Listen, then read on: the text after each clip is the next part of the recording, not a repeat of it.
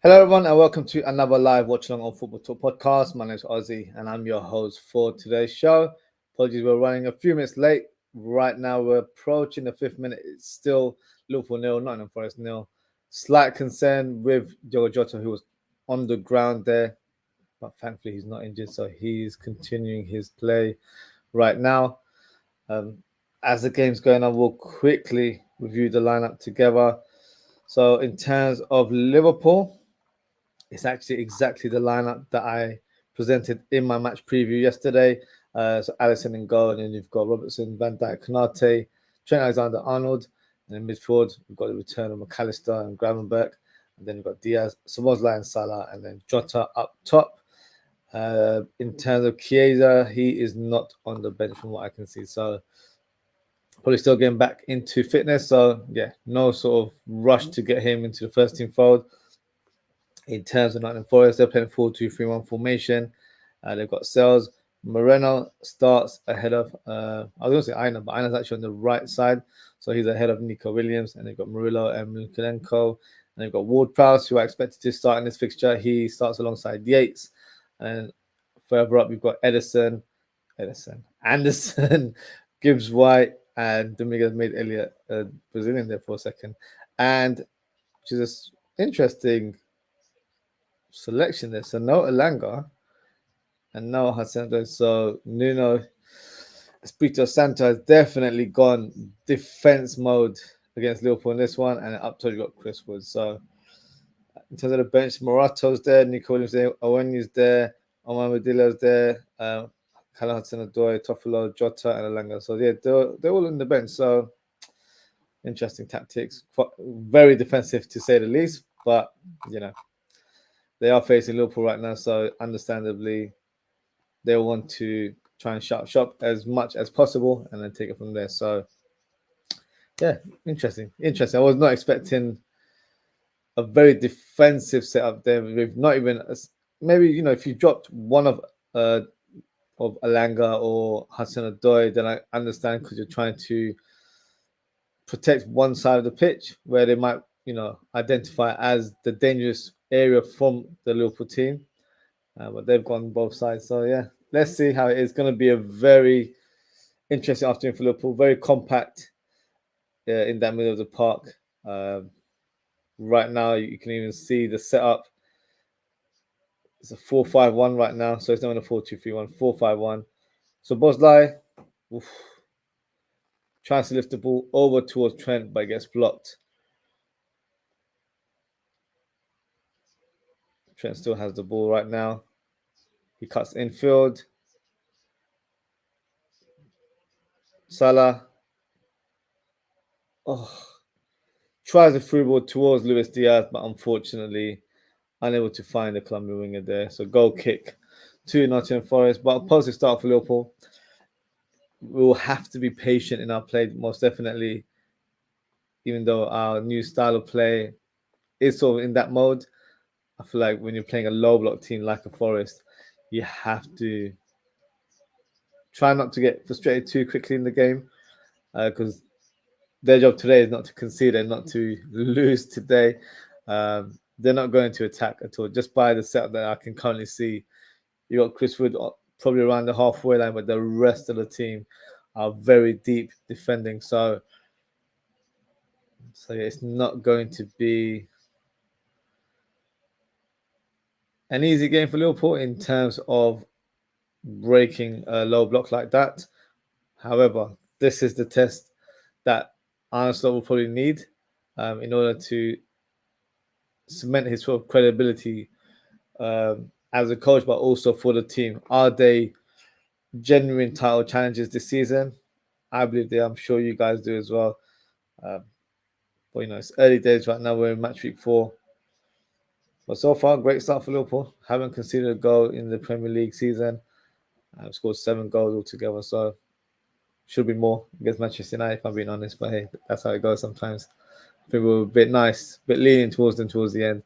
Because we could have smashed them to bits. But hey, they'll live another day. And Liverpool continue their good form. The games are going to come thick and fast right now with the Champions League starting next week. So we'll be playing 7 games in 22 days, which, back to back there. So the squad will be utilized, will be rotated. I know a lot of fans expected the team to have been rotated today, which I did understand. But I feel like because we came off such a long layoff due to international football, the players that were playing previously, it was really important for them to get back into their rhythm and then left off from what they did 2 weeks ago and try and continue on, despite having a 2-week layoff. So I think that's why Arsenal's gone for a strong lineup today. Against AC Milan, might expect a few changes here and there.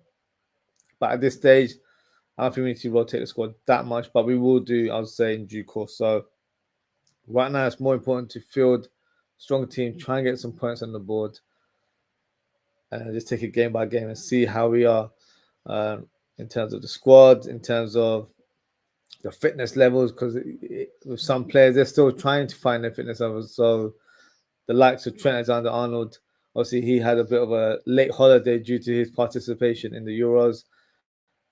So he's still finding his rhythm. And there's other international players in the same mode as well. So to think we're not even completely there in terms of our fitness level and still playing to this level gives us a lot of confidence for us going forward.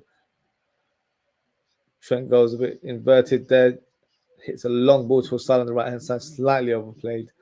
Throw in to Nottingham Forest, we've just touched the 10-minute mark.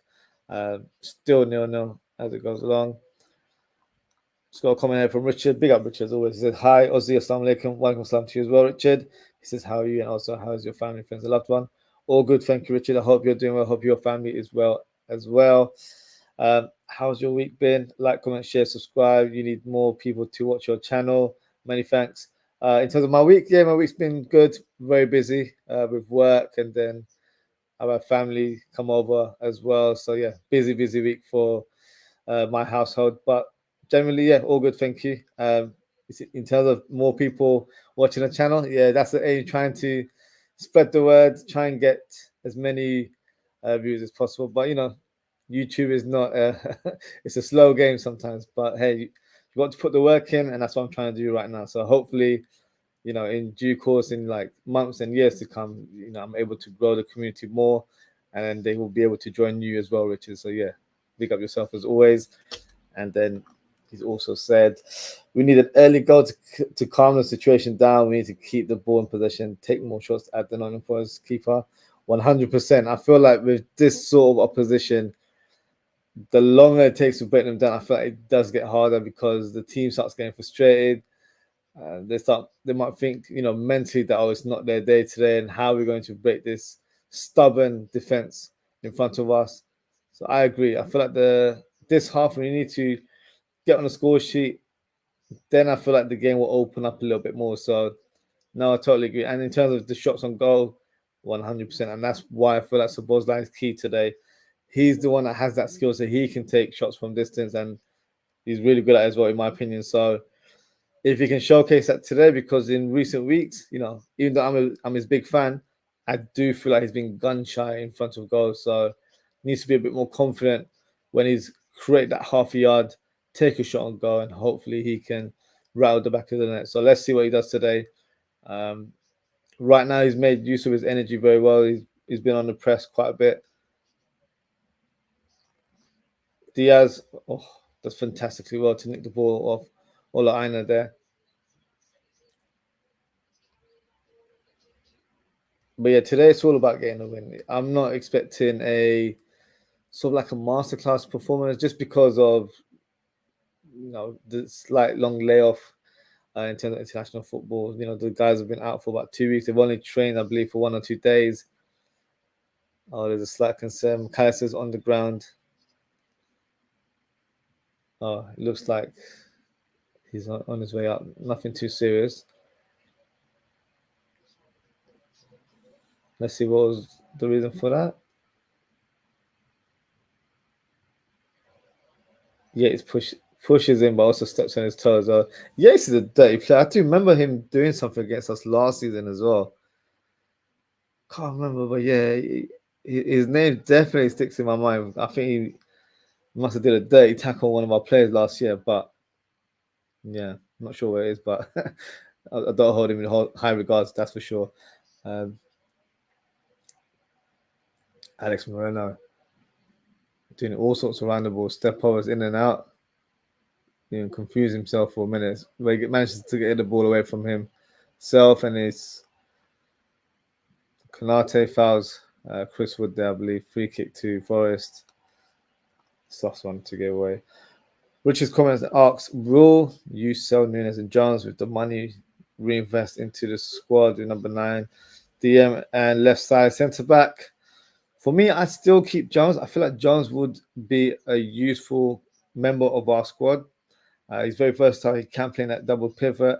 I know we haven't seen him play much in terms of under Arne Slot, but we have to an extent in the preseason matches, but compared to we haven't. But I feel like he can do a decent job there. I don't think he's going to be as impactful as Gravenberg has been, for example, but I think he definitely do a job.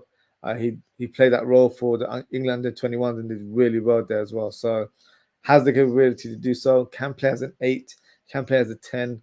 At a stretch, he can even play left wing if required. So for me, I think he would be a good, useful squad player. So I wouldn't sell him at this stage.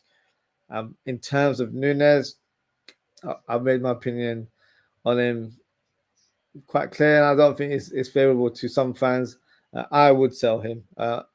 In terms of the January window, if we get interest and we get a good bid, of course, I'd take it. But I think that's more of a move that will happen next summer rather than anytime soon. I just don't feel like he fits the style of play under Arne Slot, even though you're thinking it should suit him because it's a bit more of a slower build-up in terms of how we play. But just because it's slower build, it doesn't mean that it suits his game. His nature of playing is very chaotic. It's on the shoulder. That's why he's always, offside, to say the least. So he still hasn't mastered the timing of his runs. And when he does, go through on goal, he's very erratic. He's not calm and composed. For me, he's not a natural finisher. And people would say, "Oh, but you can, learn how to finish in training." Of course you can, but it's a mental thing. It's when you're in front of goal, one-on-one with the keeper. Do you have the calmness? Do you have that composure? You've got to be ice cold in those situations. Some players have it, some players don't. It's just how it is sometimes. So Liverpool on the counter attack right now through Salah. Tries to lay off Szoboszlai, but Szoboszlai was in 2 minds if he should stick or go, and he ended up going, but then the ball ended up going behind him there. Trent is a bit more inverted, I think, just to create an extra man in the middle of the park, and I think that's a good tactic to deploy today. These are the type of games where I don't mind seeing Trent as an inverted fullback. It makes more sense. It just provides an extra body in the middle of the park, and that he's able to ping balls around, and it definitely changes their shape. So he probably creates a bit more space on that right wing for Mohamed Salah, and then Szoboszlai can drift out wide as well, and then create a situation where it's 2-on-1 on fullback. So. Oh, Diaz does fantastically well. Oh, he hits the post. I'm not sure who the player was, but he nicks the ball off a Nottingham Forest player. Does fantastically well to keep the ball in play. Cuts in, takes a low shot. Fortunately, hits the inside of the post and bounces out of the goal, not through the goal line or into the net. So very, very lucky there from Luis Diaz. The closest we've been to opening the deadlock. Gravenberch. By the way, did everyone see Gravenberch's assist for the Netherlands the other day? What a pass that was. Very Trent-esque in terms of how he produced that pass. Oh, great play from Diaz. Definitely ball was in play. So unlucky. Keeper was beaten there. Just intro two off the post, and then that would have gone in. So Richard also asks, or he comments saying, we need to keep on peppering that first keeper any chance we get. Yeah, he looks a bit shaky so far, but 100% against a low block, it's going to be very hard to score that perfect goal. When I say that perfect goal is, walking into the goal or accumulating a lot of passes in the area and then scoring, because you're not given that space to do so. So sometimes it could be a simple thing where a player like Szoboszlai takes a long shot and the goalkeeper parries it away, and then someone scores, like a Mohamed Salah scores a rebound, and that's how you end up getting your opening goal. So yeah, you've got to utilize your long shooting ability. And Szoboszlai, for me, that's his trait right there. So hopefully he can do that today. And then Richard's comment saying, would have rotated for today game instead of a strong 11. I probably agree with the selection today, just because we've had a 2-week layoff. I feel like the players need to find that rhythm once again from what they were doing 2 weeks ago. So had there not been an international break, I would have definitely rotated the squad today with one eye on the AC Milan fixture. But I think for today, it makes sense. But I do expect a lot of players to be taken off a lot earlier, and then maybe around the 55th, 1 hour mark, and then other players come off the bench and then play around half an hour. So gives a lot of players a bit of a run out, but also gives some of the players that have started some rest as well. And I do expect a few players to be rotated for the game against AC Milan. And right now, I don't really have too many cons with that. I do feel like we have a very quality squad. So for me, it's not too much of an issue to rotate. In the past, Liverpool teams have been, below the standards where we're like, oh, if this player's not available, then it's not going to be an easy one to replace him, and the quality drop off's quite a lot. I don't have that concern for Liverpool. So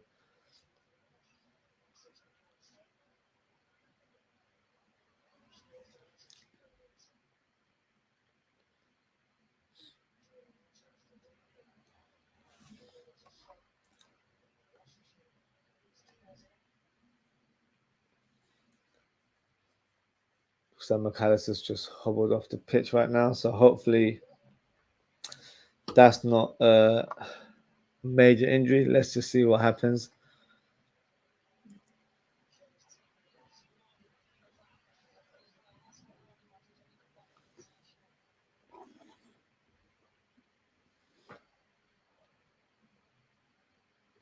Murillo to Elliot Anderson.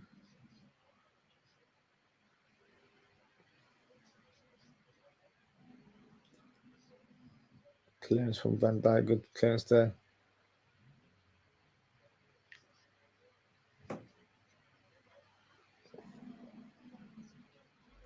Jota needs to get involved in the game a little bit more. He's been phased out, I was saying, in the last game or so.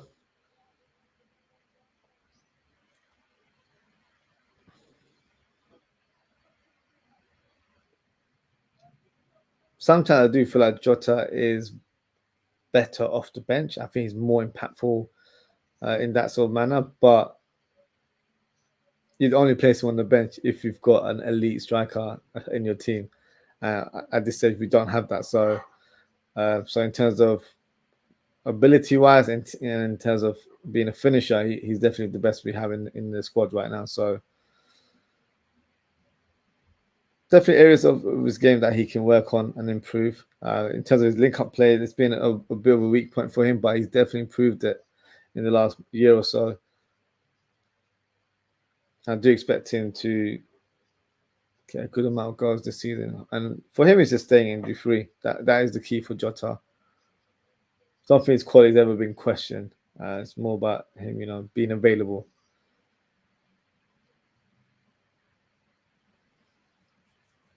Good pressing there from Szoboszlai. Salah almost able to nick the ball there. Gibbs White's through on goal. Oh, was that offside? The flag is up, but that was a bit of a scare. Let's have a look. Murillo, the free ball. Yeah, he's offside. We've got 3 players offside there. In terms of the finish, he should have done better, to be fair. Needed to put his foot around the ball there and dink it at the same time. He just kind of just flicked it over and didn't really have any guidance towards that shot there.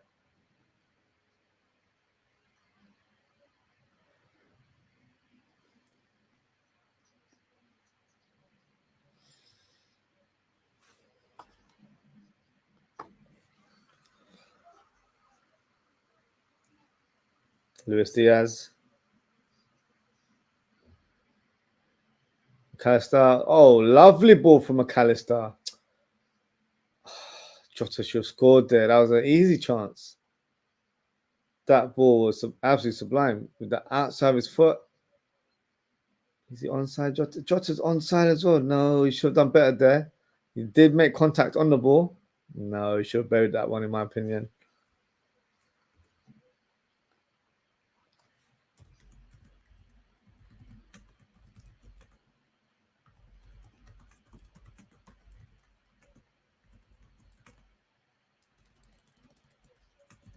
Liverpool on the counter attack again.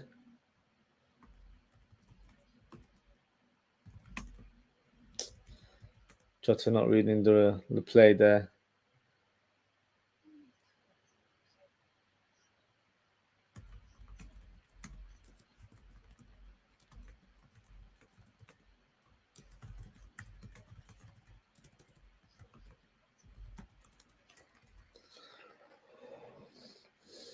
Let's have a look at that pass. Such a beautiful pass.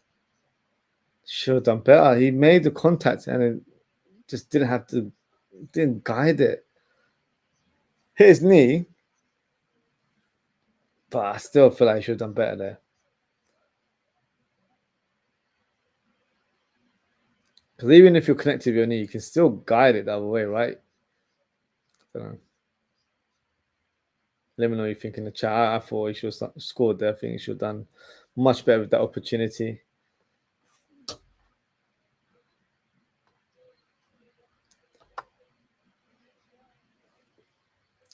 It's got a comment here from Richard. He says, "What's your prediction for today's game against Forest, Anfield, and Tuesday game against AC Milan at San Siro?" So in terms of today's game, I went for a 3-0 scoreline at this stage. Not sure if it will go that high. I'll be pleased with a 1 or 2-0 victory today. But I've gone for a 3-0 victory. And the AC Milan one, I'm excited about that one. Hopefully it's a win. But it's at the San Siro, so it's not going to be an easy task. I'll be pleased with a 1-0 win, to be honest with you. But yeah, we'll definitely be doing a match preview. It's a Tuesday game, isn't it? So I'll be doing a match preview on Monday evening. So I'll be doing 2 shows. So I'll be doing the Premier League Match Week 4 review show, which is my weekly Premier League show that I do every Mondays. And then after that, I'll be doing a match preview of AC Milan versus Liverpool, our first game in this new format of the Champions League. So let's see how it goes. Still have reservations in terms of the format. Not a big fan of it, but let's see. Obviously, if the games are played to a higher standard and it's more entertaining, then obviously it's a win. But let's see how it goes in terms of new format. But I'll go for a 1-0 win to Liverpool. I don't think it'll be full of goals, but it'll be interesting. I need to analyze the squad as well because I know they've made a few signings and obviously see how they've done in their league fixture this weekend as well. So, Gravenberch's through on goal, passes back to Trent. Sorry, to Salah. Salah to Trent. Was that handball? No. Deflected for a corner kick. Liverpool have a corner now.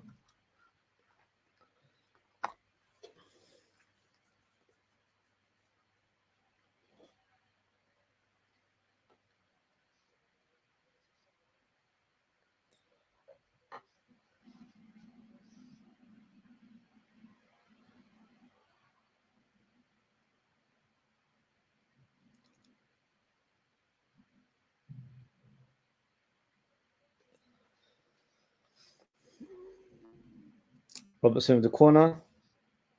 Van Dijk. Oof. Very close there from Van Dijk. Didn't like he got enough of a connection there.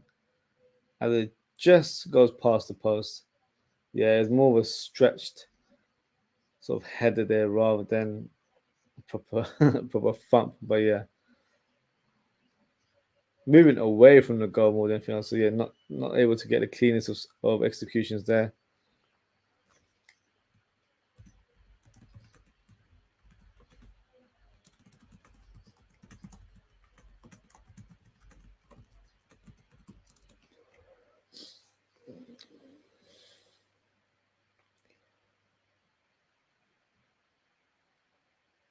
Liverpool have the ball through Kanate.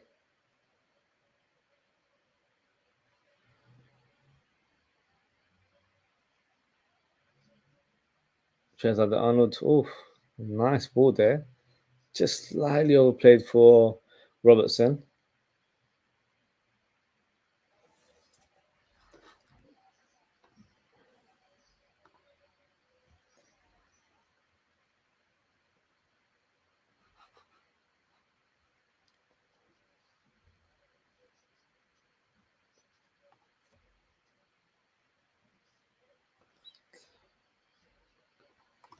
Richard with another comment is asked, will Salah, Trent, Van Dijk, and Diaz sign the contract? Diaz, I think he will sign the contract. I believe he's currently in negotiations right now. So I expect him to sign for the club. In terms of Trent, Van Dijk, and Salah, honestly, who knows? It's all down to our management team. So when I say management team, all down to the likes of Michael Edwards and Richard Hughes in terms of their sort of plans for the long-term future of the club. Do they see Van Dijk, Trent, and Salah as part of it? I believe all three of them should be part of it. Or should I say four, including Diaz there. But no, I think they should definitely be part of the future. Could you look at all the great centre backs from back in the day? They all played up to like their sort of mid-30s, late 30s. So Van Dijk can easily play for another 2-3 years at the highest level, in my opinion. And one thing that people don't realize about Van Dijk, just because of his amazing reading of the game, he doesn't actually use his full speed.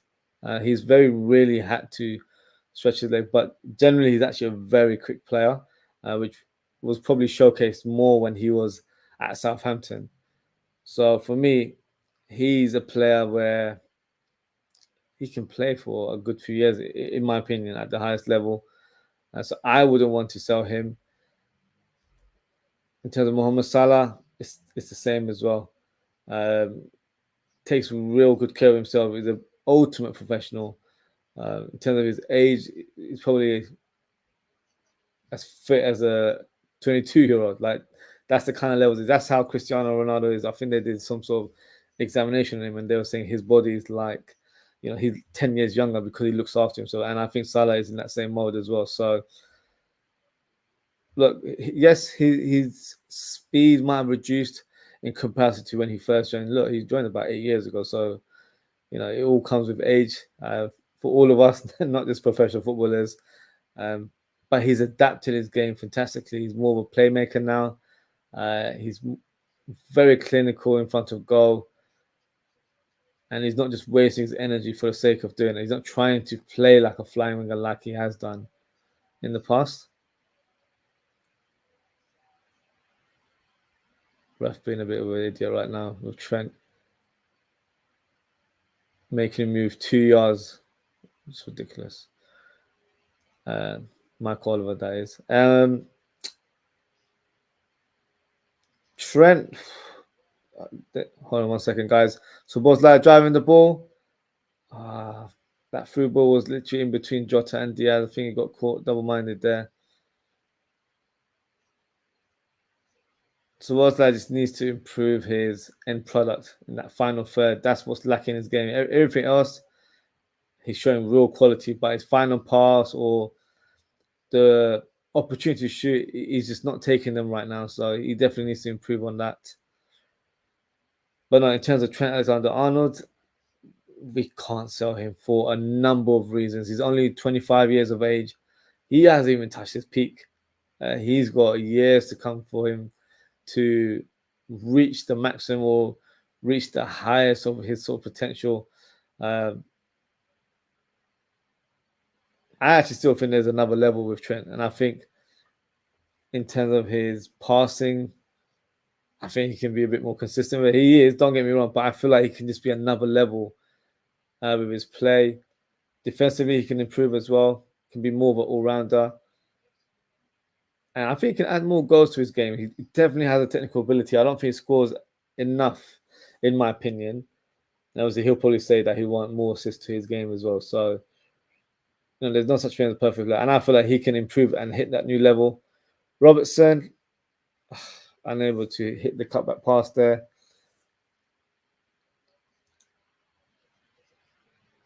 Yates makes that crucial block there. Corner kick for Liverpool. So I'm hoping all four of these players sign contract extensions. Will they? It's so hard to say. It's really hard to say.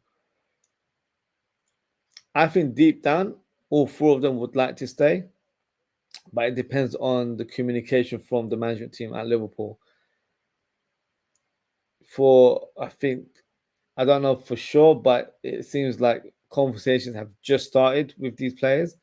You would expect it to have been made a while ago, to be brutally honest. Um,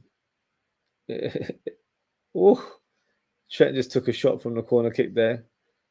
Another corner kick will be taken now. But it's not like Richard Hughes was busy in the summer. He only signed one player. Sold a lot, don't get me wrong. Definitely made that revenue selling abundance of squad players.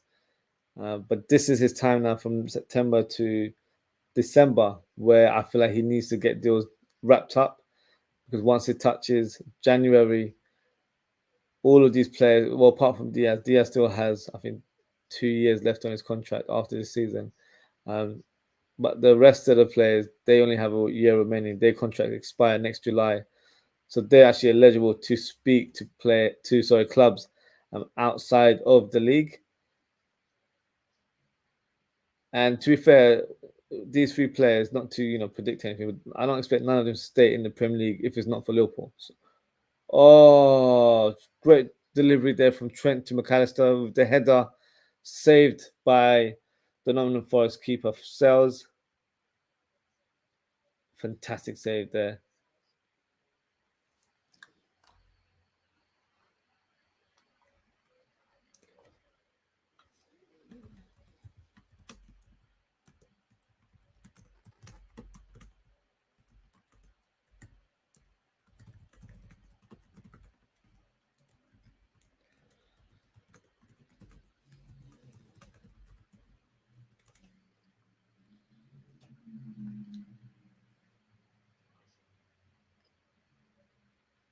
Diaz to Jota. Jota's gone a bit more towards the left now.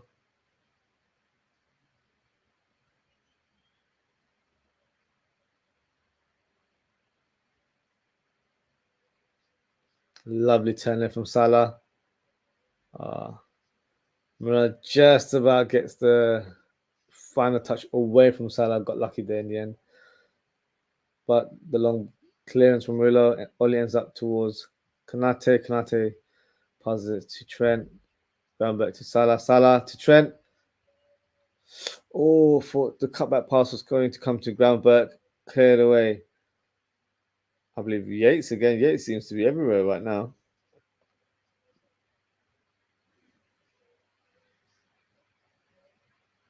Diogo Jota, he shoots. Blocked there by Mikalenko there.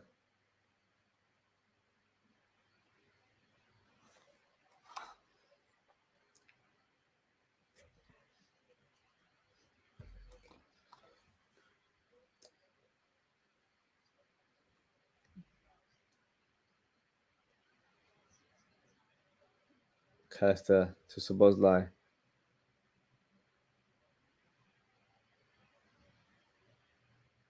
Look at it. It's 10 players literally all around the defensive box right now. Groundberg, great turn.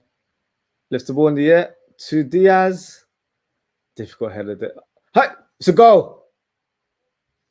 Oh my god.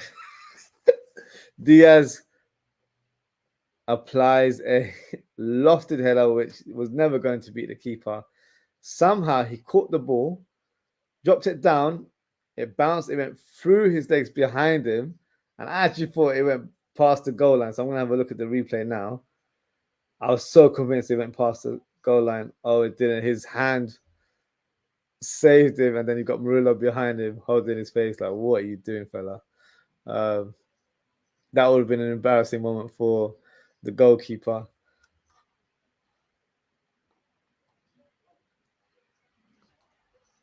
Which is, we need to take our chances. Forest are under the cosh. Yeah, right now we're getting closer. Yeah, the McAllister one, is close range. But it was a good save from the keeper. So yeah, you'd probably always say maybe you should have done a bit more towards the corner. But it was a decent header still. The Jota one earlier on with the McAllister pass, I feel like he should have scored that one personally. Just because of the positioning, and I feel like if he just guided it away a little bit, it would have gone and hit the back of the net. So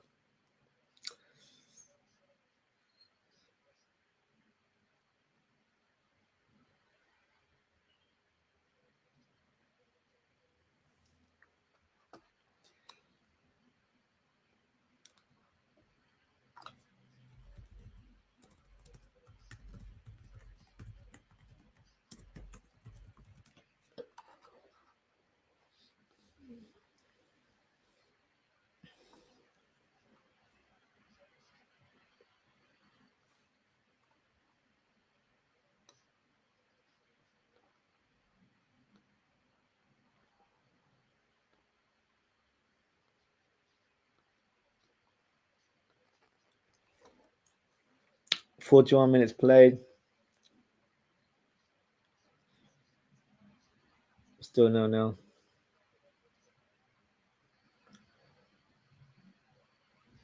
Good clearance there from Konate.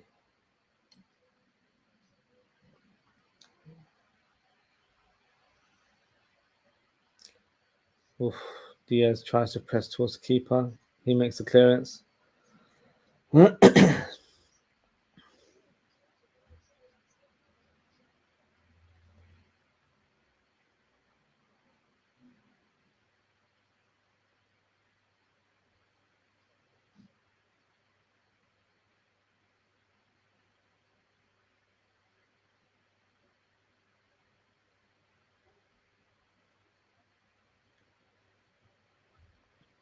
Nice tackle there from Groundberg. Jota loses the ball. Alisson gets out of his goal line. Oh, fantastic pass from Alisson. Keeps the ball in play. Cleared away by Forest, but Robertson has a throw in. Passes Szoboszlai. Szoboszlai, long ball up towards Salah. Oh, lovely pass. Salah with the great control there. Just couldn't keep it to the ground, unfortunately. Lovely pass there from Szoboszlai. Inch perfect, to be fair. The player thought he had it, but nope. So I skipped to it. I thought it was a good first touch, but because the ball didn't drop to ground, he wasn't able to apply that second touch in sort of quick fashion. Okay, it's the fouls. A Forest player there. I'm not sure. I think it's Yates. Yeah, Yates is. He's been part of the main person for Forest today. He's been everywhere, defensively and amongst the tackles and the fouls. So, yeah, not surprised seeing him get involved again. Free kick, just probably about 10 yards away from the halfway line. Ward-Prowse, who you know, free kick expert, set to take this free kick. Cleared away by Konate. Oh, Foul there from Alex Moreno on Jota. Thought Alex Moreno handballed it there. You got lucky, very lucky. That could have definitely led to a counter attack there. Yeah, he tries to control the ball, drops to ground. Looks like handballed it for me, in my opinion. And then he tries to follow up and ends up sliding towards Jota, and Jota's fouled there. Free kick to Liverpool, but Liverpool continue after taking a quick free kick.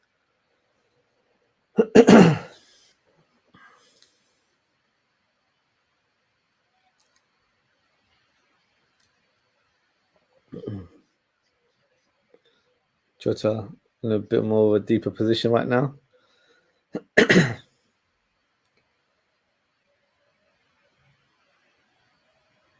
Konate.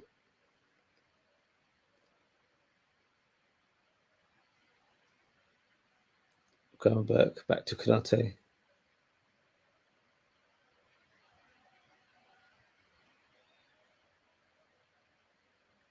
Oh, Van Dijk loses the ball there to Aina. Fantastic tackle. No, come on. I thought Diaz got the ball cleanly there.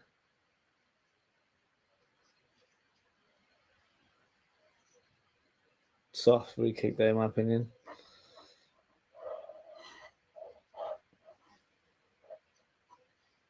No disrespect to the Forest manager, but how on earth did he get the Tottenham job?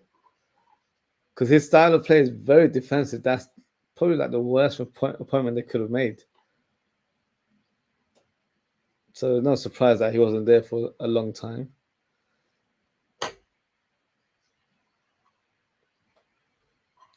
We've got 3 additional minutes before halftime.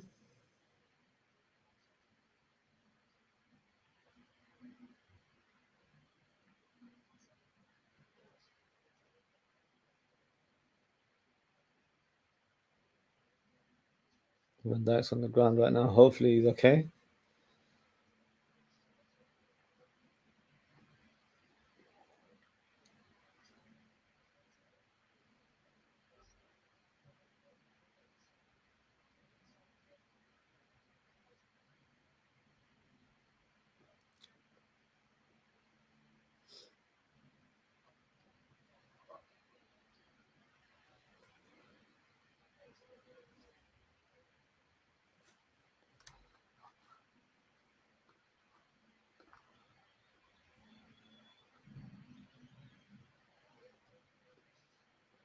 Oh, for Grabo because about to score an own goal there for a second. But he's cleared away for a corner kick.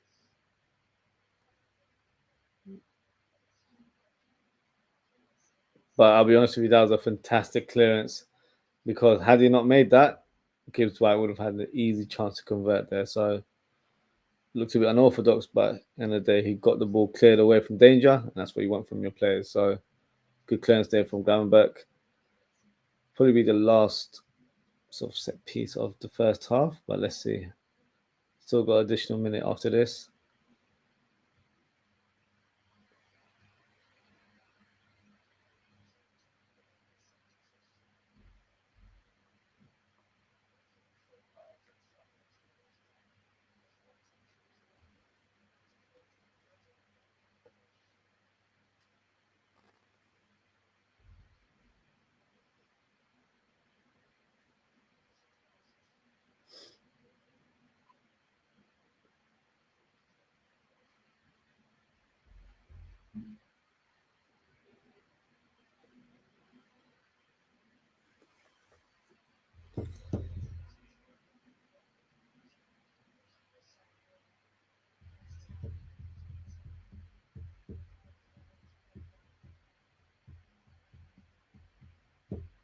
Throw into Forest with Ola Aina on the right side.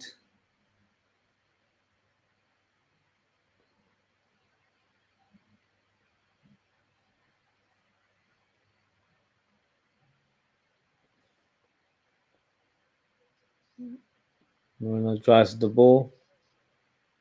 Konate to Jota.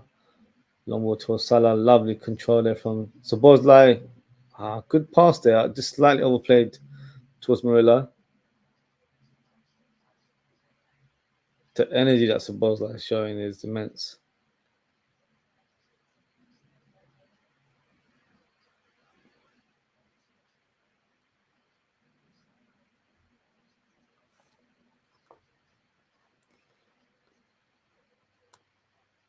And that is the halftime whistle. Liverpool 0, Forest 0. I would definitely wouldn't say it's been an even game. It's definitely been one-way traffic.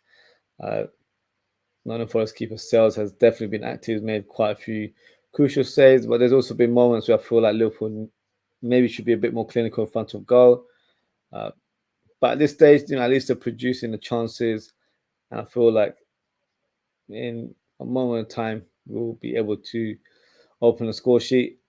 So yeah, Liverpool 0, Forest 0. So what we'll do now, I'll take a short break and then I'll return and we can talk tactics in terms of what I expect in the second half and who I would bring on in terms of changing personnel for the Liverpool team. So yeah, I'll be back very shortly, guys. So yep, see you guys very, very soon.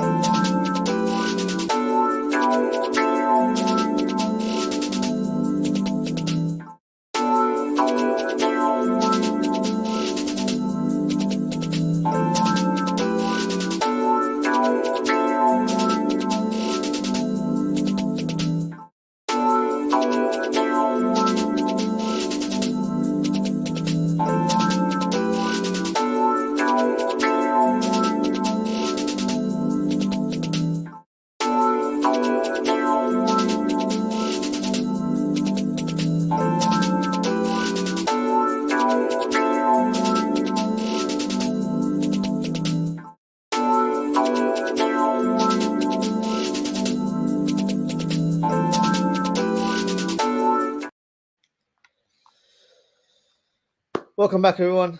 Second half is due to begin in a few moments. So what we'll do is quickly review the team to how we're set up, and then we can talk tactics as well in terms of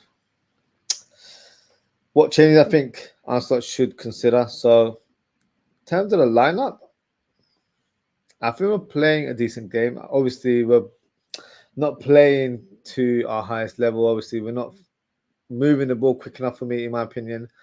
So the players will definitely need to switch that up a little bit, play with a bit more intensity. Sometimes it's difficult to play that sort of game against a low block, but you have to kind of find your own rhythm and hit that sort of next level within yourself and try and break down the other team, because right now it's being played at one pace, and that suits Nottingham Forest because they're playing a low block. They're not really trying to score on the other end. So their whole sort of match plan or game plan is to avoid conceding any goals and making sure that they're not broken down. So right now, and look, I have to be honest, from their point of view, they've done a fantastic job to keep Liverpool at bay right now. Defensively, they've been really good, really organised. But I have belief in this team that Liverpool can break them in some shape or form and open the score sheet. Now, in terms of personnel, let's see. Can't see anyone coming on the pitch as of yet, so maybe no change right now. But I'll definitely say around the hour mark, Liverpool need to make some wholesale changes. That's when I'll probably bring on about 3-4 subs altogether, if I'm being honest.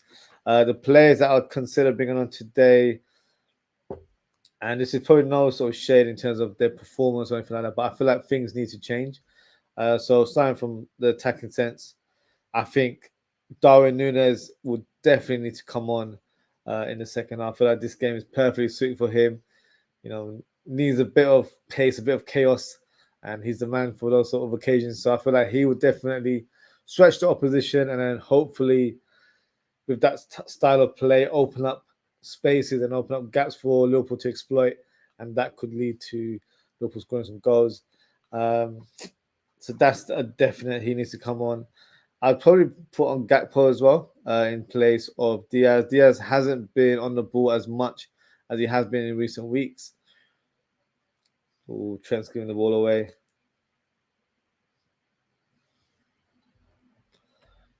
But he's managed to clear it back.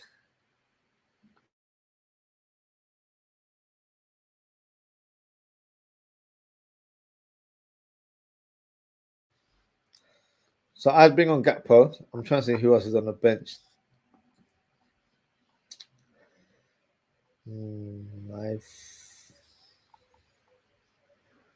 Would I bring on Jones? I think I'd bring Jones on as well in place of possibly McAllister. Just because McAllister's come back from an injury and you don't want it to be where he's overworked in this game. So he'd come on for me to get a bit of a run out. And then you've got, so that's 3 subs there. maybe an Endo coming on for Groundberg. I'm thinking one step ahead, and I'm thinking about the AC Milan game. But in terms of impact, I think Nunes and Gakpo will be the players that make the impact, and the other players will just come in, replace the players off the pitch, and then pretty much continue what they've done in the game. So I'd probably bring on one of the fullbacks, so maybe a Conor Bradley or Simicast in the game. So yeah, definitely utilize those 5 substitutions. And the Darwin Nunes and Gakpo one, I'd probably do that in the next 10-15 minutes if I'm being honest. So hopefully Liverpool can do that, and then hopefully try and produce something different, because right now it's been a bit one pace. It's not been free flowing the way it has been over the last few weeks. So Salah applied the perfect free ball there.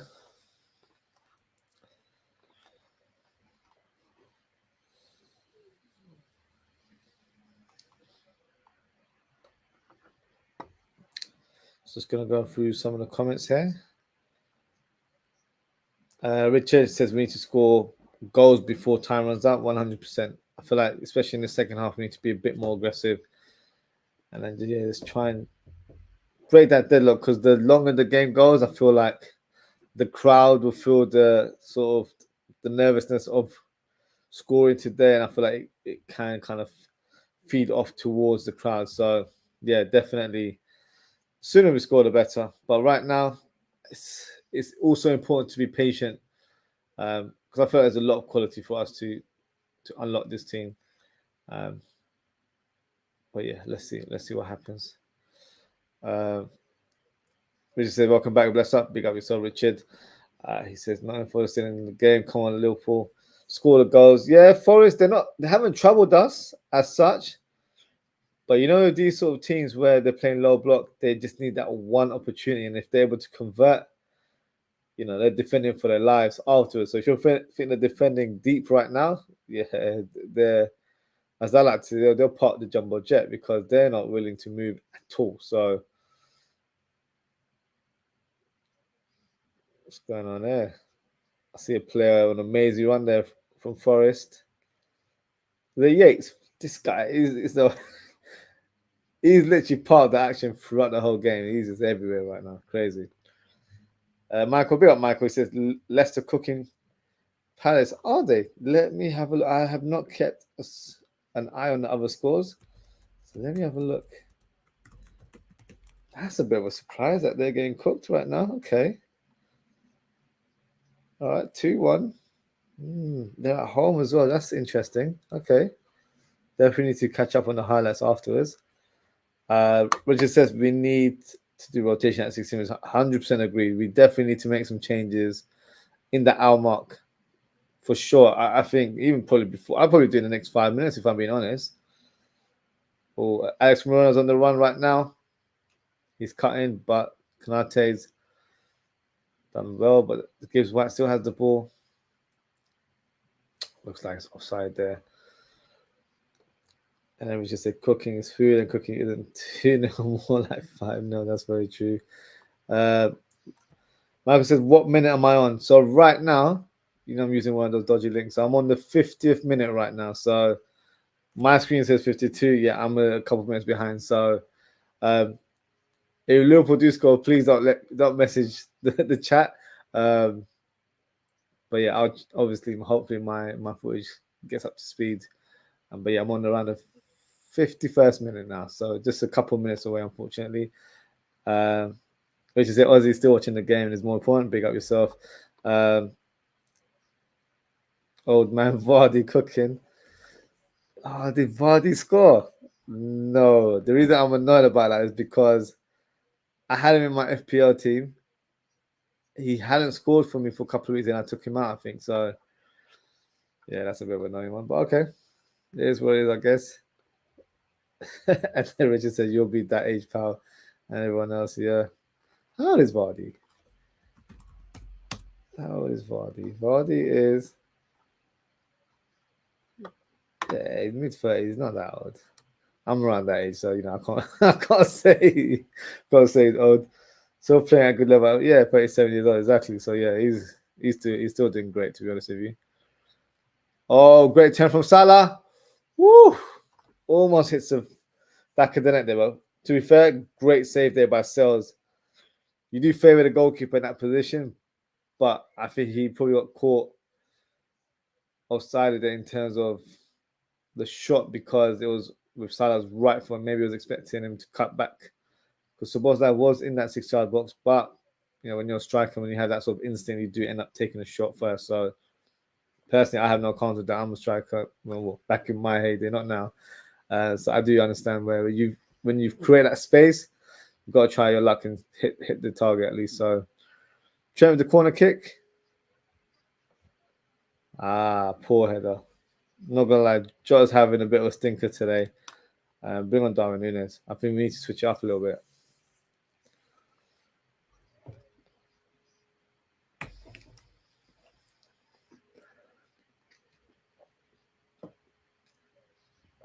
Okay, so they made a substitution. So is Dominguez, he's coming off, for Hassan Odoi. He was a surprise included in terms of where he played because he's not a wide player, he's more of a defensive-minded player. So that definitely looks like they're ready to hit the next gear and play on that counter-attack. So it's something right that Liverpool do the same thing and respond by bringing on some wholesale changes ourselves. So yeah, I'd start getting the boys. Yeah, I start telling the boys to get ready, start warming up quick because they need to come on and make an impression on the game. So I'd bring on Gakpo, Núñez. Hold on, Liverpool on the counter attack right now. Salah's end product's been a bit iffy today as well.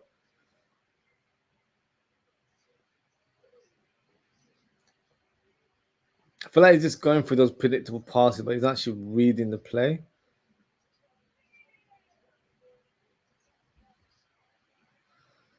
Salah towards Trent.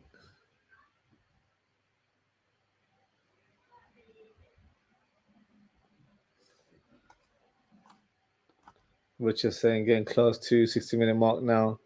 Need a bench to warm up, new tactic system now. Yeah, I definitely agree. Give out the instructions now to the players that are coming on because I would make wholesale changes. There's no need to, put one there and bring another two later on. Bring 3, 4 of them now. I'll bring 5 of them. I'm not gonna lie. I'll bring all of them right now and just do it like that, in my opinion. So, which is asked me, who do you want on, please? So I would like Darwin Núñez to come on for Jota. Diaz. Yeah, I'd want. Oh no, Forest on attack. Wood. Oh, what a save by Alisson! What a save! That could be crucial to the outcome of the game. The flag stayed down, so he was onside. To be fair, the striker should score there. That's an easy chance, but yeah. No, he's on. Oh, his Gibbs White might have been off, but yeah, give them the benefit of the doubt there. But yeah, that's a big opportunity there for Forest. But yeah, sorry. So Darwin Núñez on for Jota. I think Gakpo should come on for Diaz. I'd bring on Curtis Jones for Alexis McAllister. There's not many players out there for the number 10 position.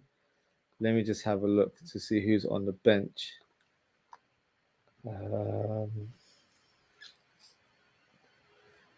No, not really anyone there that could play at number 10. I think Szoboszlai is doing a good job anyway. I'd also bring on Tsimikas for Robertson. I feel like we need a bit more energy on that left-hand side. And then I'd probably bring on Endo for Gravenberch. Not because Gravenberch's not had a good game or anything like that, I just want to manage his minutes a bit better with our big game coming up on Tuesday against AC Milan. So how many subs are those? Endo, Nunez, Tsimikas, and Gakpo and Jones. So that's 5. So that will be my substitutions. Whether it happens remains to be seen. So let's see how it goes. And then time is ticking. And Richard says, "Give salam to your son" in the background. So Richard says, "Assalamu alaikum to you, done." What do you say to Richard? What did you say? Someone said assalamu alaikum to you? Mm-hmm. Say wa alaikum assalam. Well done. Come down.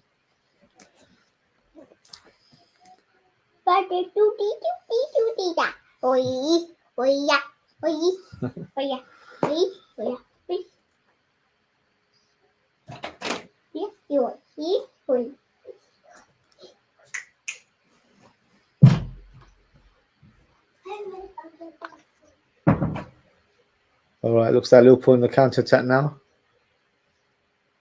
Well, I thought seeing Robertson driving the ball, but he stopped there. Szoboszlai to Gravenberch. Oh, that was a fantastic pass from Gravenberch to Robertson. Just the wrong man in the attacking half, unfortunately. That was a neat pass. I'm not gonna lie. I thought that was a perfect weighted pass. Yeah, come on. We need to make some changes now. Michael says, how many seasons has Curtis been a bench player, and do you think he should evolve as a first-team player like Foden at City? I think with Jones, it's just been injuries, unfortunately. There's been, I think, the last couple of seasons where when he's been fit, he's actually been more of a regular for us.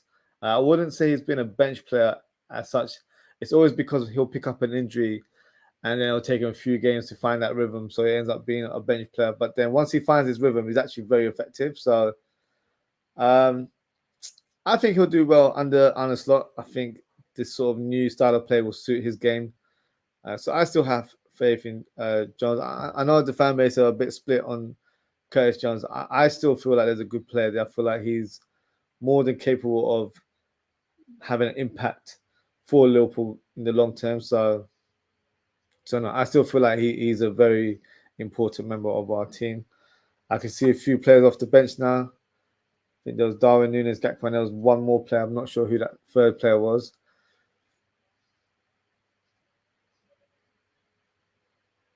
Because the game's open up a little bit now, so we need to try and up the tempo ourselves. Oh, Gibbs White cuts in, has a shot, slices the ball wide.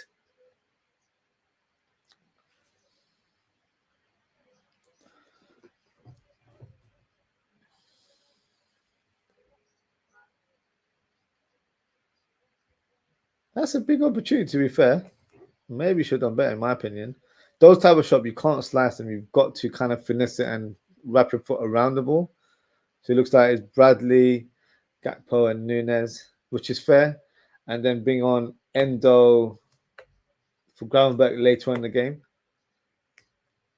Interesting. So it's McAllister that's come off for Bradley. So does that mean Trent goes inverted? You might see Trent in the midfield position. So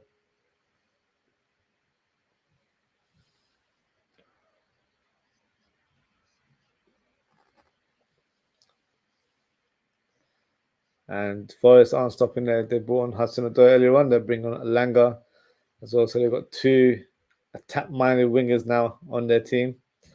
So it looks like the last half an hour of the game should be opening up a little bit more. So from a neutral point of view, obviously that will help because it's been not very end-to-end stuff today. Oh, Szoboszlai, man just turned away from the player. Robertson drives the ball. Chance in midfield. This is an exciting one to see right now. Szoboszlai. Oh, I thought I was about to take a shot there. Passes to Salah. I'm not gonna lie. I think that's a good tactic from Arne Slot to put Trent in midfield, and I'm hoping we'd see that a little bit more this season. Conor Bradley towards Gakpo, but headed away by Ola Aina. Let's got a couple more comments here. Michael says, this is how Jota always plays, has a stinker but scores. I think that's a bit harsh. I think Jota has improved his game in the last year or 18 months, where I think his link-up play has been quite questionable. That's why he's always utilised on the left, because I feel like he's more impactful, he's more direct on that side.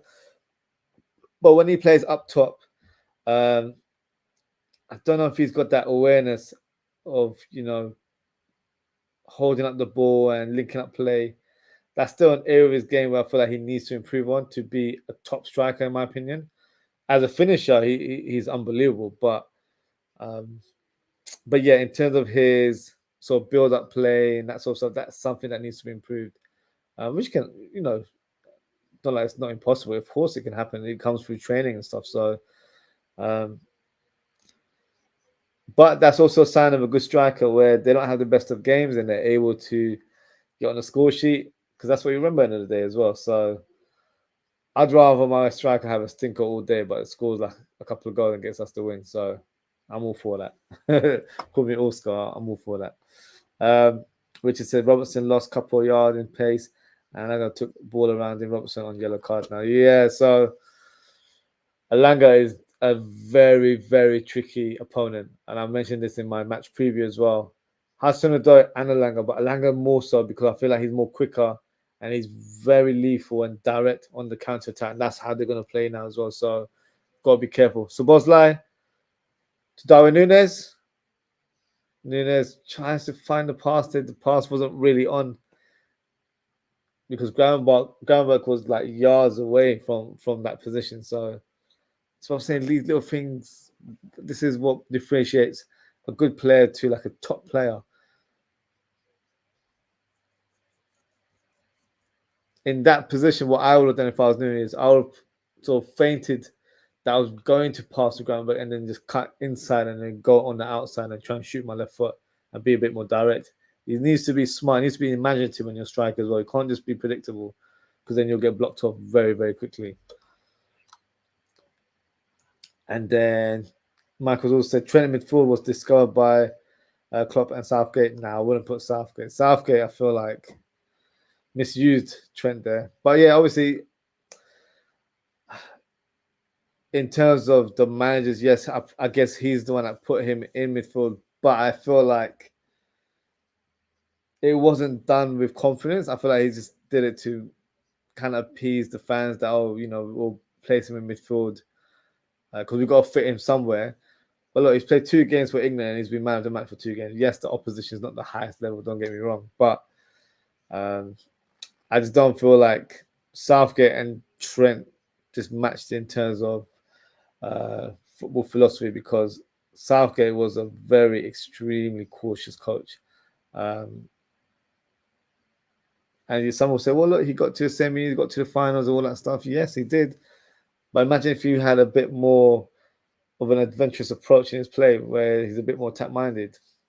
The outcome could have been different. We could have had a couple of trophies for the national team. So, yeah, it is what it is in that regards. You've asked for minutes and seconds. So right now, I'm on the 65th minute and 14 seconds right now. So I'm not sure what your footage is right now, but hopefully we're not too far off. And then Richard said it's going to be a scrappy game now. We need to come out with the win. I would take 1-0 or 2-1. Not loss or draw. Come on, the Reds. You never walk alone. Yeah, I agree. I'd take a 1-0 right now as well.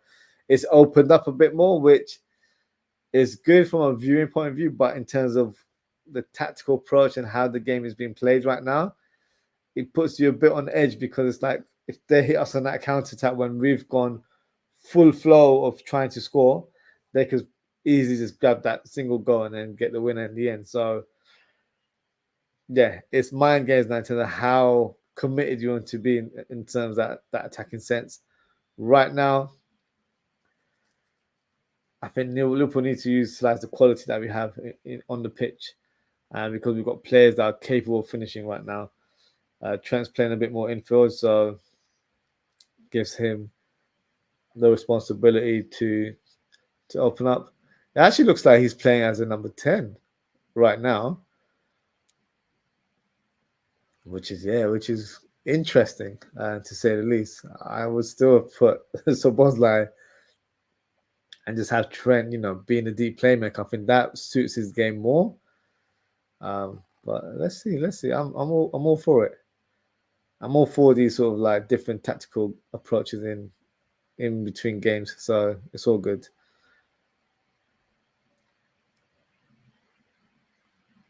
Because I feel like Szoboszlai is a bit more attack minded and he's a bit more instinctive in his play. He's not really like a playmaker as such. So I feel like both of the players should have been swapped. But hey, Hudson-Odoi is on the counter attack on the left flank. Low cross towards Wood. Gives White to Elanga. Whew. That's close. If he had a decent right foot, that would have hit the target. But luckily for us, he's one-footed, so wasn't able to trouble Alisson there whatsoever. Richard said we are giving space at the back with that high line. We need to be focused and not concede. I think we're playing a high line now just because we're not getting any luck. Normally, under Understock, we're quite more compact, but I think we're trying to open up a little bit more and play a bit more of a risk in terms of trying to get that reward in the end. So hopefully it pays off. But yes, there will be gaps now because they've brought in a more attack-minded players on the field, and so have we. But I think our quality is superior, so we need to be just focused. We need to make sure we've got more end product. Be a bit more creative in that final third. Stop being predictable and trying to walk into the goal rather than taking shots, because we need to be taking shots from distance.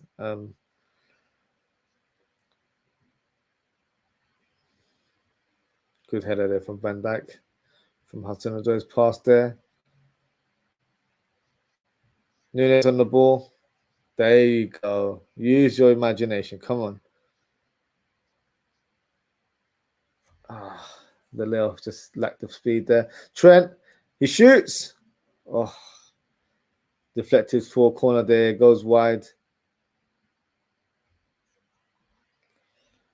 And then Michael says he rates Szoboszlai over Gravenberch.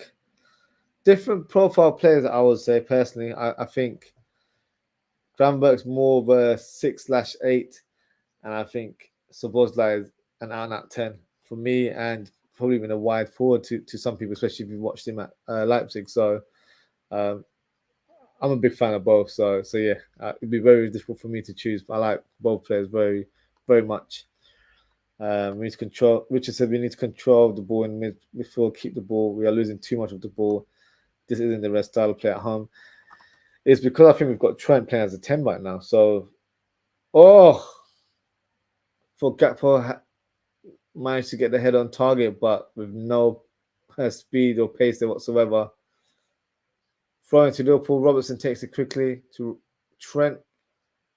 Lovely play there from Trent. Left-footed pass. Poor execution in the end. Gravenberch. Go on, Gravenberch. Take a shot. Straight at the keeper. But, it's better than just playing the ball sideways. Sometimes you've got to take those gambles because the goalkeeper might parry away and might create an opportunity to score from the rebound. So you just never know. Richard says, get the ball in the box, imagination, ideas, plan B to Z, creativity, and midfield and finish our chances. Yeah, I feel like we're very predictable right now in terms of how we're playing. We're not playing with much imagination. It just takes that moment of trickery or skill from an attacking player that gets the defender on a flat foot and then just creates an opening for that player to score the goal. So Trent on the ball right now. Not good pass there from Trent. Maybe I like him there. Tsimikas looks like he's ready to come on as well in place of Robertson, which is the one I mentioned earlier on. Robertson to Darwin Nunes. Szoboszlai to Trent.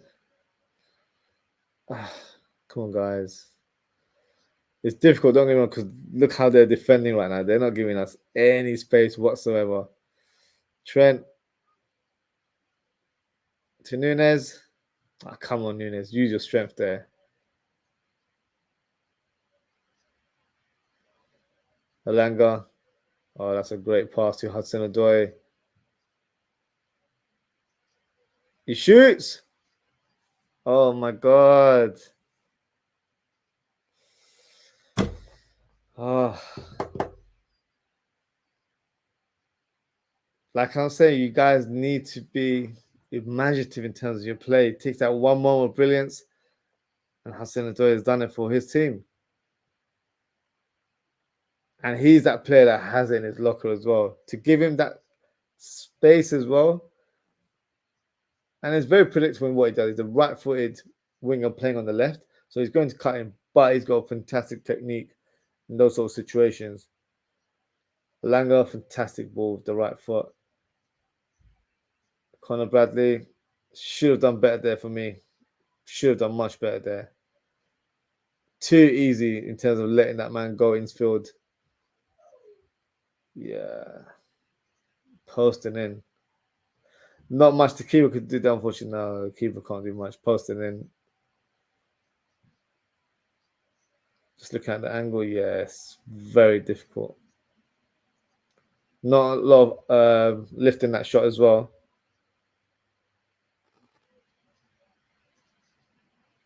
Santo celebrating with his coaching team there.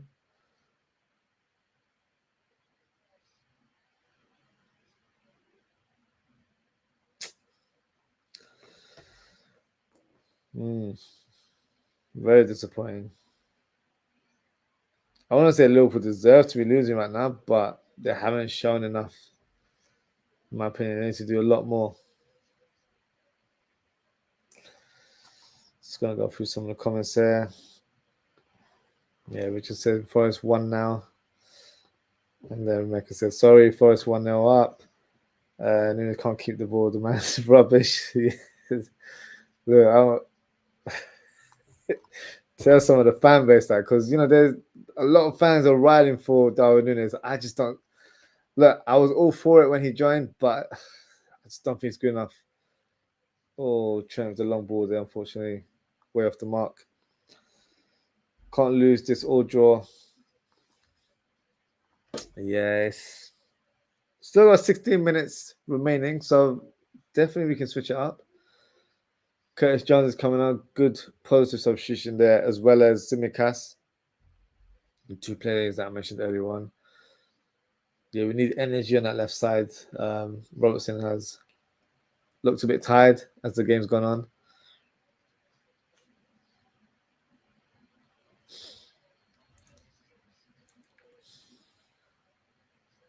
But look, plenty of time for us to, you know, switch it up. Jones on for Konate. Okay, so it's definitely a tactical change in terms of the shape. Let's have a look. Richard said this is not good enough. No, it's not. It's not. But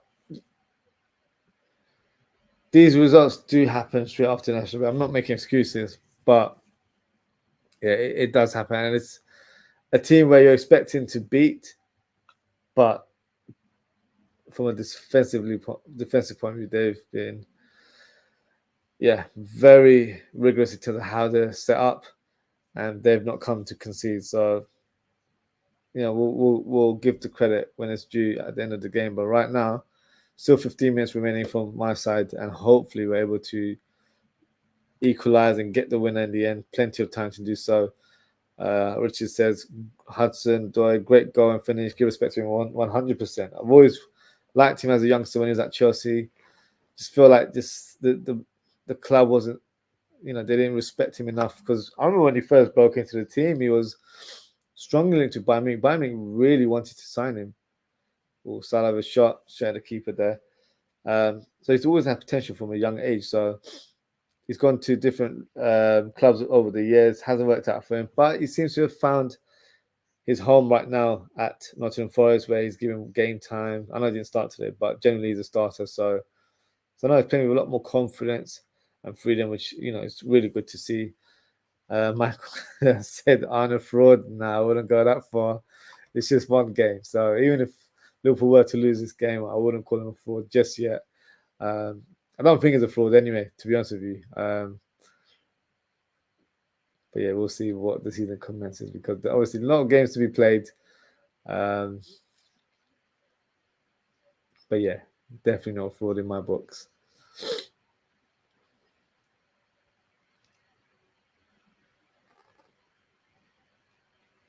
Okay, throw into Forest there.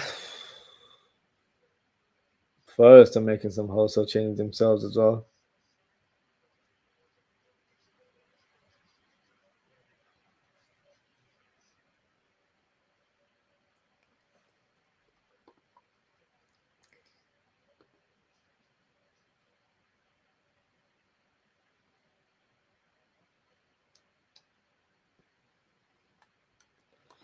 Richard says we need a proper target man, number 9.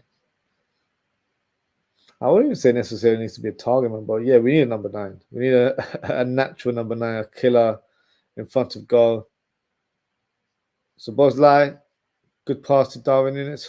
Darwin is unable to control the ball.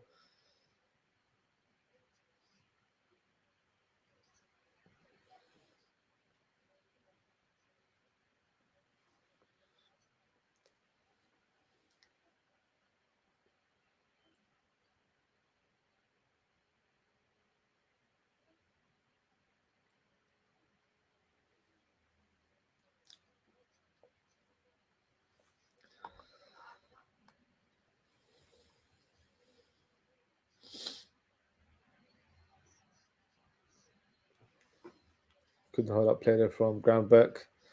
Trent. Yeah, I don't know what that pass was. That pass wasn't even on.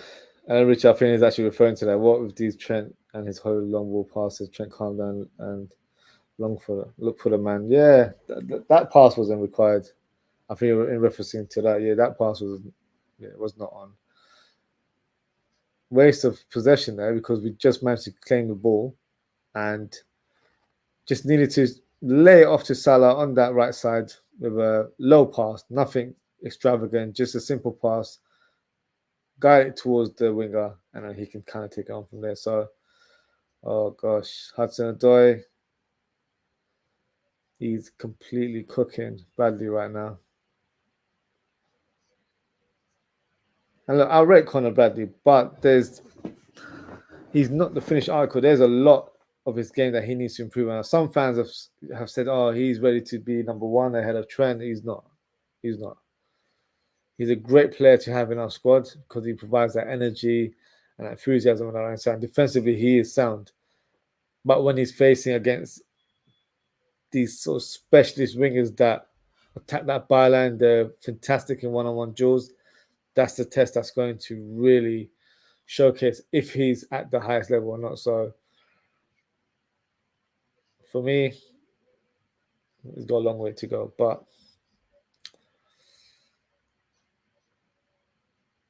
first, they're bringing on Morato, Williams, and Jota Silva. So 2 defenders there, 1 attacker.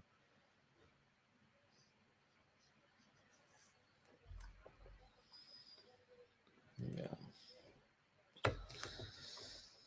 10 minutes remaining. Hopefully, Liverpool can make it happen.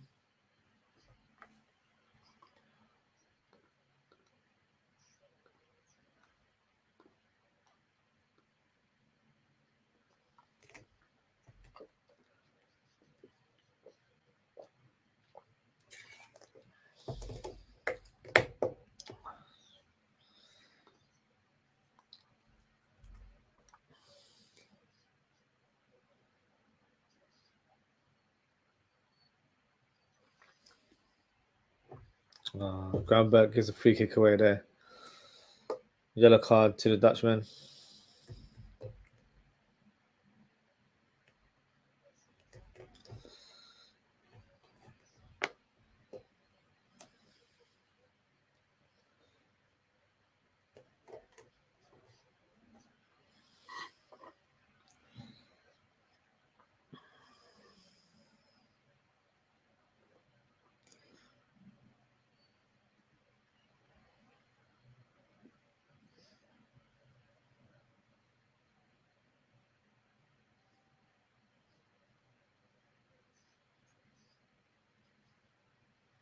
Okay, free kick to Forest. That's a terrible free kick.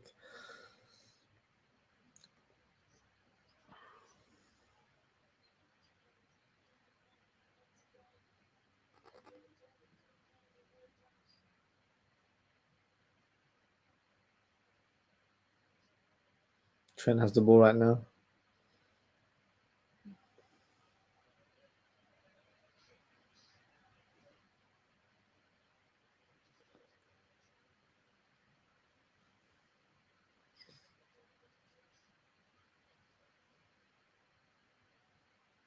Ground back to Trent. Trent, too much on that ball to Salah. So Boslai was in acres of space there. That was the ball that needed to be done.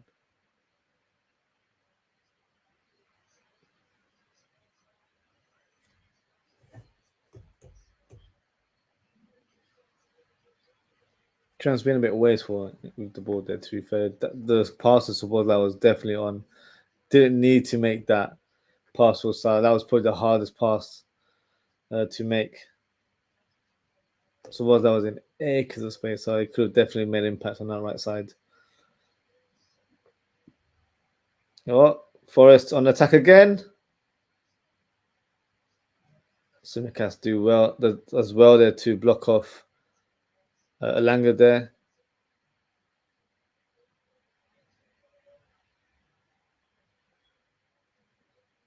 I'm not sure who that defender was, but he did really well to get the nod off Van Dijk there. Van Dijk doesn't normally lose aerial duels like that, but definitely caught him by surprise. And led to Elanga through on goal. Fantastic save from Alisson as always.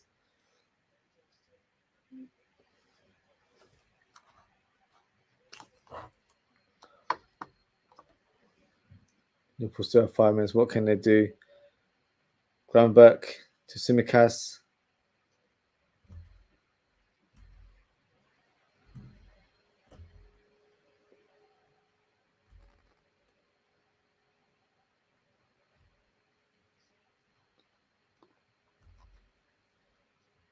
Oh, Nico Williams playing left back. Come on. Not a foul. Yellow card. Yeah, this referee's lost the plot. Never a yellow card in a million years. Just about lucky to get a free kick in that one. So look at the goal. Long kick from Sales. Oh, they're showing the chance from earlier on. To be fair, Tsimikas does well in that follow-up because you still favour the attacker to get on the rebound there, but use his body well to make sure it's barged away in the sort of correct manner, not just, maliciously. So ground back, drives the ball right now. Finds Szoboszlai. Szoboszlai to Trent. No, that's not the right pass, Trent. Conor Bradley to Jones. I forgot Jones even got on the pitch. Salah. Oh, tries to find Tsimikas. Not enough pace on that ball.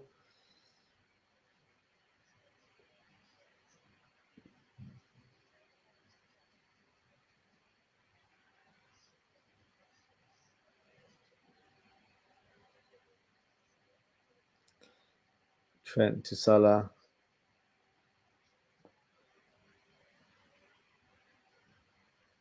Good play from Bradley. Szoboszlai. Shoot! Oh. Murillo makes that crucial block.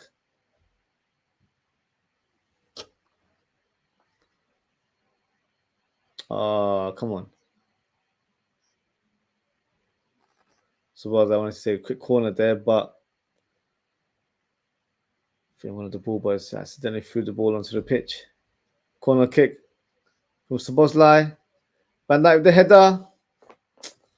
Just over the bar.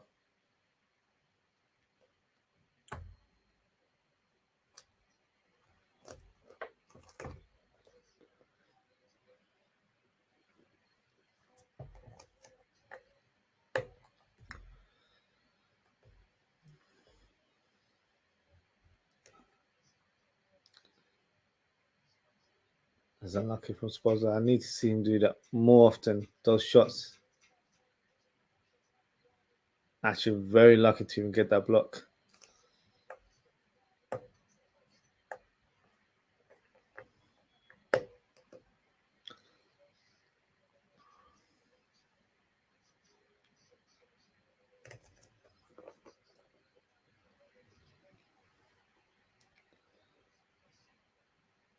Come on, Gravenberch.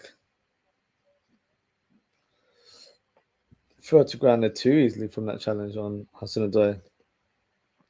Poor pass from Curtis Jones, and then Tsimikas ends up pushing the play in front of him. Disappointing. Only a few more minutes left, plus stoppage time.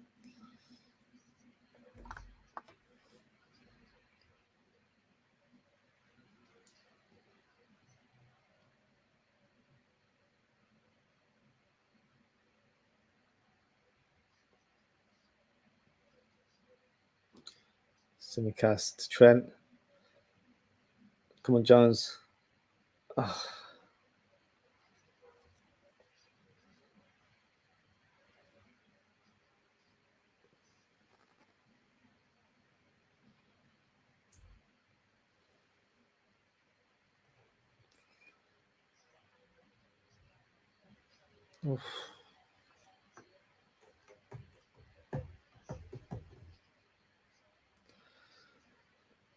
Thrown to Forest, just about approaching the 90th minute on my side right now.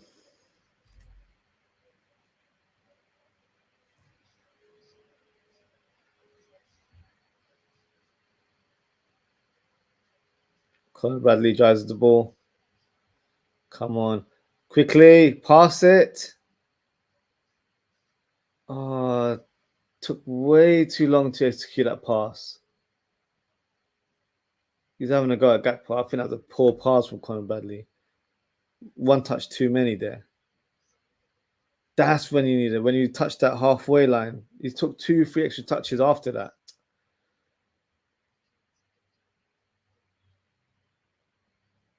And it didn't need to even be like a long ball pinged in the air. He could have done a low pass because there was plenty of space for Gakpo to retrieve that ball.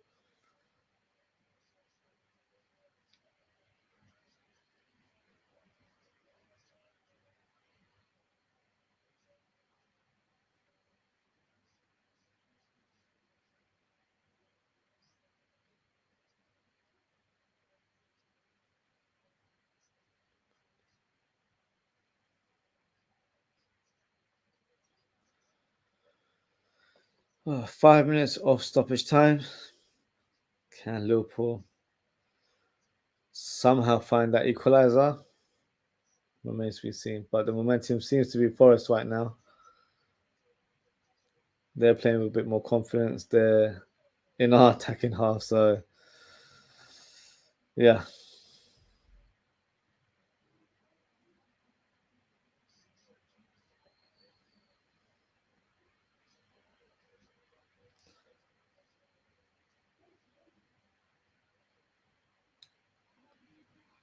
Gravenberch to Trent.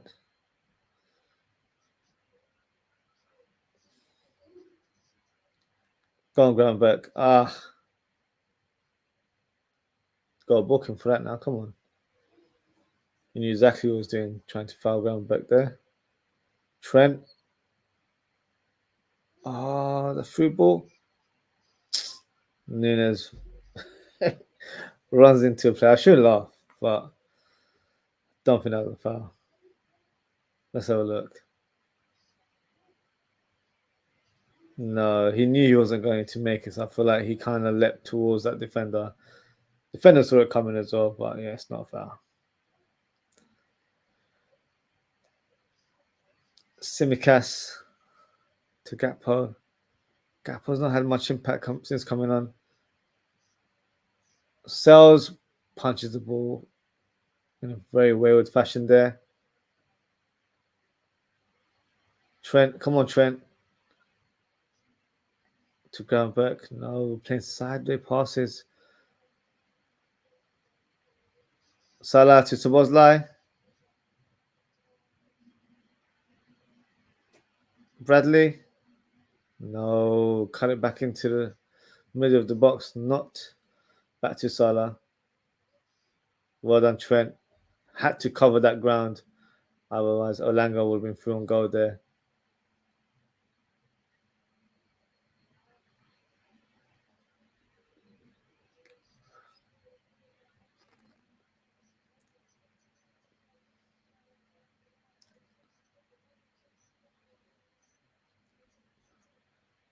Looks like Trent's been booked for that foul on Olanga. It was not even a foul. They were both running in high speed there, so they're obviously going to collide to some extent. Like, there's no free kick given to throw-in, so how does that make sense? Yeah, I'm not sure what's going on.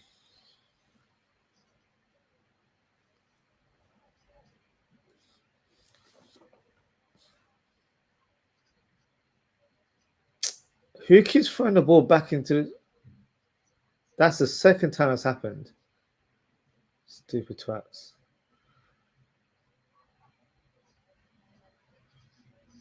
I listen to Trent. What can we do? Final minute remaining. It's all right. Measure that pass. Not the best of passes there. Van Dijk to Gakpo. Gakpo lifts the ball towards Salah. Cleared away. No foul. Continue. Oh, come on.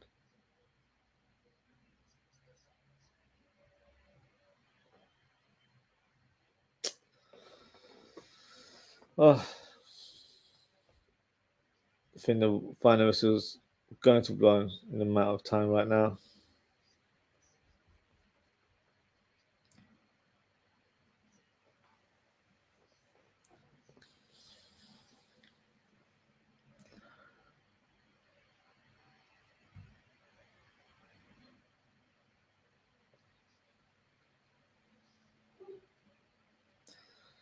Goal kick taken. And that is the final whistle.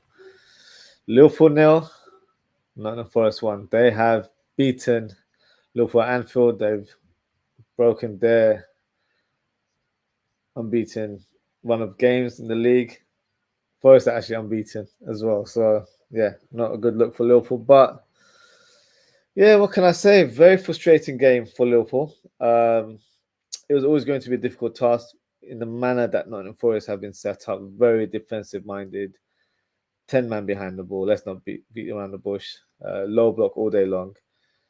So yeah, it's annoying when you're facing that sort of opposition, but you've got to, you've got to break down these teams. Not every team is going to play attractive football. They've come here with a game plan. They're going to execute it to try and get some sort of reward, and they got it in the end. They got the 3 points, which will surprise us all. But it is what it is. So I'm frustrated. Obviously, I'm a bit annoyed that we didn't get the win. But it's very early on, so hopefully, the fan base aren't going too crazy with this result. I don't want it to be where, like Michael said, start calling Arnold fraud and all that stuff. I hope that that's not the case. Man City have just escaped through a win against Brentford. These fixtures, and I'm not making excuses, but these fixtures always hard to kind of find that momentum after a 2-week layoff when it's international break. So it's always just key just to get the win more than anything else. Today wasn't possible for us. Our first defeat of the season, we conceded our first goal. So obviously, it's going to happen in some shape or form. It's not like we were going to go not conceding any goals or invincible at this stage. It's very difficult in the modern game. So yeah, don't get me wrong. Very, very frustrated in terms of the result. But it happens. It is what it is, I guess. Just gonna go through some of the comments here, and then we can wrap up. And yeah, we can talk in more detail later this evening. I'll be doing a match reaction show this evening at 10 p.m. So I can see Trent having a go at Michael Oliver there, Riley. So he's been a bit of an idiot this game.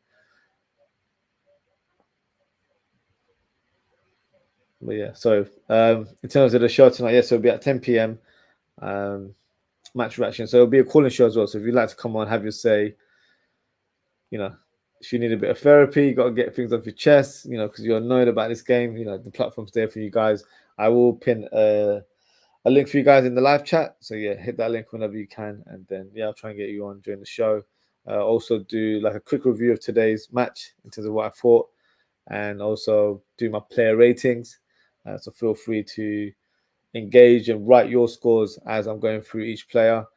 So that show will be taking place tonight at 10 p.m. UK time. So just going to go through some of the comments here through Richard. Richard says, when we are under the cosh, we can't get a result. This needs to change. The mindset, new ideas.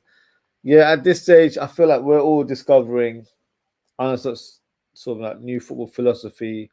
And in these sort of games, how does he set up the team? Because we are going to face a lot of teams that are going to play the low block. So it's key for us to understand how we're going to break these teams down and try and do it in a manner where, we score early and we try and take the pressure off us.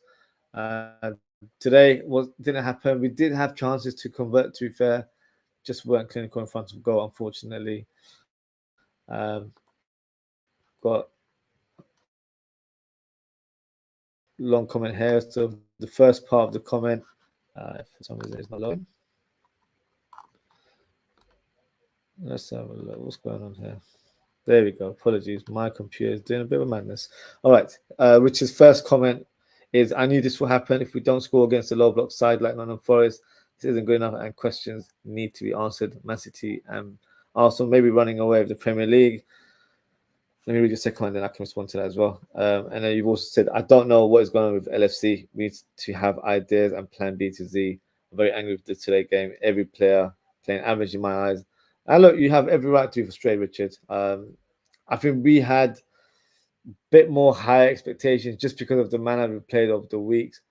But look, I stand by what I say. I do think the international break took the rub off in terms of our rhythm, in terms of how we're playing, because that was the worst time for us to have a break because we were in full flow. The squad was in very good spirits. And once you go away and come back and you've only trained for 1 or 2 days, it has a negative effect. So, look, Man City won 2-1 today, but they've just scraped through. So it's not like the other teams aren't able to do it. Arsenal are facing Tottenham tomorrow, so anything can happen there. So yeah, I definitely understand your frustration. And I'm annoyed that we haven't got the win, of course. But I don't think this will impact our season as such. It's just one of those games where, look, let's learn from it. And this is a big learning lesson for Arne Slot, because in Holland, he's probably used to killing teams with passes. That's his, that was his opening line when he took the first session at Liverpool, killing them with passes. And in this league, it's not going to work like that to an extent. Yes, I think on the ball we weren't great. We weren't really efficient. We weren't really we weren't really efficient in our play. As in, we were doing a lot of sideways passes, but no real purpose in terms of how we were playing. We weren't playing any patterns. It was just predictable passes here and there. No real pace, no real fizz in terms of how we wanted the game to play. And we didn't really up the level. We played at one level throughout the whole game. So in those games, if you get that one goal, then you can kind of coast. But right now, we weren't even in the game to get that goal or to break that deadlock. And unfortunately, we paid the price, because you have to give credit to opposition. Santo had a game plan in terms of shutting the shop from minute one. And then, because I was surprised by his lineup, but it makes sense because he left his two of the best players and the most attack-minded and pacey players in Hudson-Odoi and Alanga on the bench to come on as impact players and break the deadlock, and that's exactly what happened. So they both had impact. Alanga with the assist for Hudson-Odoi, and Hudson-Odoi playing a fantastic finish. So yeah, that's how it happened, unfortunately. But these things will happen. We have to accept this as well. I don't feel like we should just throw our dummy out the pram and just be like, oh, look, our season is done and all this sort of stuff. I still have faith in this team. And it happens. These results do just come out of the blue sometimes. So important thing for me, learn from your mistakes, learn from this game today. Why did we not win? What should we have done better? This is what you've got to ask yourself. And we will be playing a lot of teams that play like this. So the sooner we learn, the better it's for us in terms of our season outcome. So yeah. Which is this is the Liverpool again, can't break teams down. Yeah, that's the issues we had previously. So I mean to comment more. That's probably why we wanted to sign the likes of Zubimendi, because he's the type of player that can break the lines with his deep playmaking ability. So one thing that really surprised me, I'll touch on it a bit more detail in tonight's show, but playing Trent as a number 10 for me was the wrong call. Trent should have just gone like for like with McAllister and played as a deep playmaker and just kept the ball moving rather than being a number 10, running around everywhere and trying to do Hollywood passes here and there. It wasn't needed this game. We needed to be a bit more measured, in my opinion. It wasn't like it was a 1-1 and we needed to get that winner. I think when he reverted, it was 0-0 and then we lost, and obviously he was trailing from day one. So yeah, for me that was the wrong call in terms of Arne Slott's tactical change there. Should have been Trent as a 6 and Szoboszlai remaining as a number 10. Because I feel like you took away from Szoboszlai's game there where he was a bit more effective. He was more on the front foot, and then he had to drop deep and play that Henderson role that he was doing last season all over again. So no, I wasn't impressed with that tactic, to be honest with you. Dave, big up Dave. He says we should have scrapped the internationals this month. Should have just focused about the Premiership. I agree with you. I don't know who makes the rules for this sort of stuff. Is UEFA, FIFA combined? Because I know it's different sort of matches that have been played. There's World Cup qualifiers as well as Nations League and all this nonsense. It's just a stupid and a bizarre time to have an international break so early on in the season. Literally, we've just started the season 3 weeks in, and then a 2-week layoff. For me, that's not acceptable. It needs to be better planned because it affects the season, not just for a team like Liverpool. It affects everyone because you got players that have returned with injuries. So Arsenal don't have Odegaard, for example. Harvey Elliott got injured for us. He's out for 2 months. So it's unnecessary. The timing needs to be planned a bit better. And why not do this international break later on, where I know we've got one coming up in October, November. So why don't you just play the games during that period and then do another one later in the season and then do one after the season ends as well, because there's nothing to stop anyone from playing those games. We don't have any international tournaments next summer. So why weren't they scheduled for that time? So yeah, doesn't make sense. And then now they've increased the number of games for teams that are participating in the Champions League. So yeah, it's not like the players complain about playing so much. And it affects the overall game. Let's be honest, the more games we play, the more injuries people pick up, and then you lose that intensity in games because we don't have the energy levels to match it. So frustrating. But yeah, I do agree. I think these international breaks are definitely a nuisance to a lot of teams, and it was especially for us because our momentum was really high. The boys went up for 2 weeks, and now it's just finding that rhythm again, and that's what's happening now. So that's why things just didn't click today, unfortunately. And yeah, unfortunately, we've lost today. But that is it for today, guys. Thank you so much for tuning in. Thank you so much for watching along. If you haven't already, please don't forget to like, comment, share, and subscribe. Big up to Richard, Michael, and Dave for your comments. Appreciate your engagement as always, guys. As I mentioned, in terms of upcoming shows, we'll be doing one tonight at 10 p.m. UK time. But best thing to do is hit that notification bell in case I'm not able to do it at that time. I have to do it slightly later. But the aim is to do it at 10 o'clock. So yeah, please make sure you hit that notification bell. And it's a calling show, as I mentioned earlier on. So if you'd like to come on, feel free to hit that link and come on and have your say. Yeah. Don't have to be on camera as well. I know some people don't want to show their face, which is perfectly fine. So yeah, just come on there with your audio and you just talk that talk. Let us know what you think. Let us know what you feel. Are you angry? Are you really frustrated about today's result? I'm more frustrated than angry, but I know a lot of fans will feel the anger today as well. So yeah, feel free to come on and have your say. And then in terms of Monday, I'll be doing 2 shows. I'll be doing a Premier League Match Week 4 review show, and then after that I'll be doing a match preview of AC Milan versus Liverpool, and then Tuesday night, first game of the season in the Champions League, AC Milan versus Liverpool. I'll be doing the watch along for that as well.